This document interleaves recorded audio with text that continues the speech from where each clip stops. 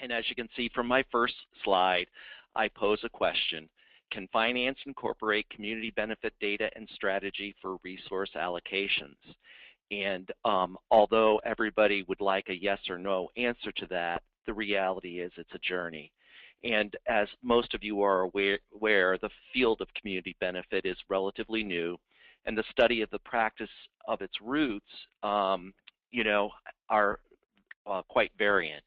And most of us probably come out of marketing and community outreach. So it's a interesting application that we found in Indianapolis as far as working with our finance department in order to come up with a solution to community benefit, charity care. And so what I'm going to discuss is one particular project that we're working on, and it is a work in progress. It's not totally developed and implemented as Florence might have suggested. We are working really hard to make it a reality, however. So the first thing that we wanted to do, the what, is we wanted to look at the strategic planning as far as using population data to define charity care geography. And what I mean by that is that we looked at all our charity care and where it was distributed, and it was actually distributed in over 1,638 zip codes. Now, clearly that is not our market area, but it certainly is what happens when you have no strategic plan behind your charity care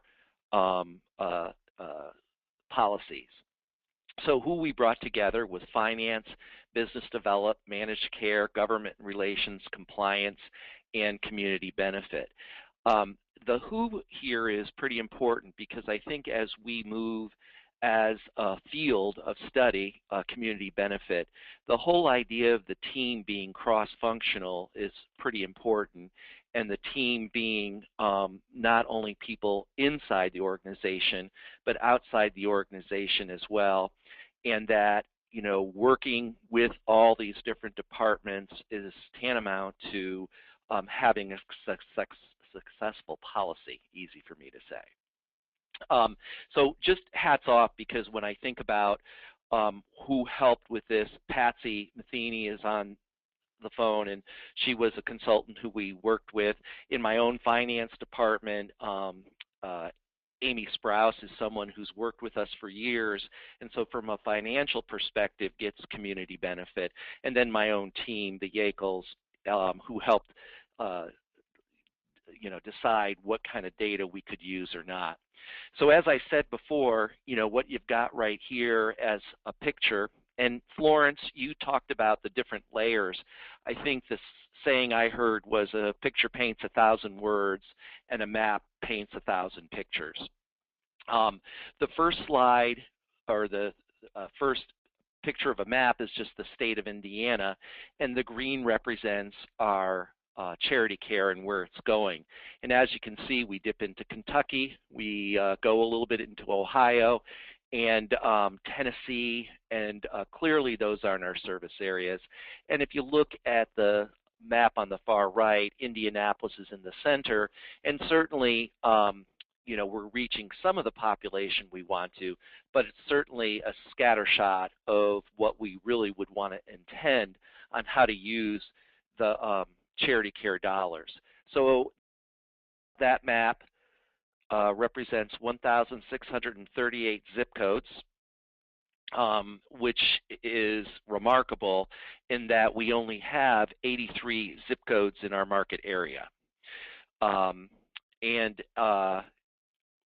With that, the total budget is $84.4 million in charity care in 2013.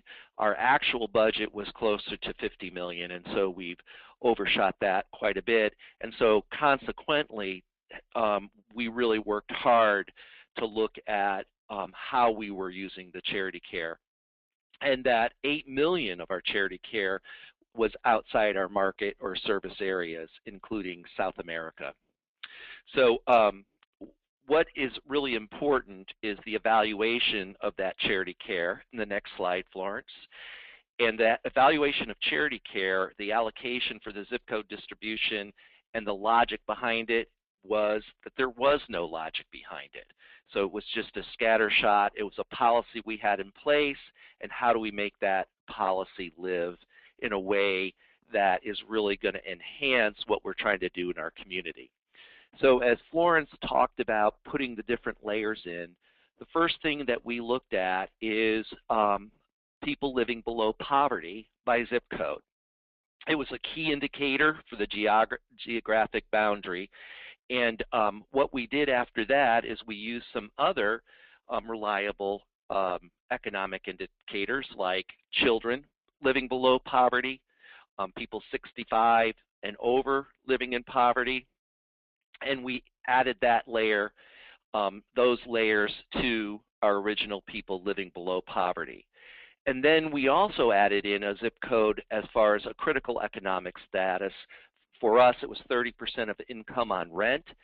And another one that we could look at, which we did in determining, was single parent households, because if they are providing 30% of their income or more for rent, the idea that they would have any other additional revenue to spend on health care would be slim to none. So basically what we did is we justified our data-driven decision to define the zip codes for our focused charity care. Now we've decided to call those health districts, and that our health districts are within our service area, and our hope is that our policy, which is network-wide, so everybody will participate this in the network. And let me just show you what our network is. The next slide, please.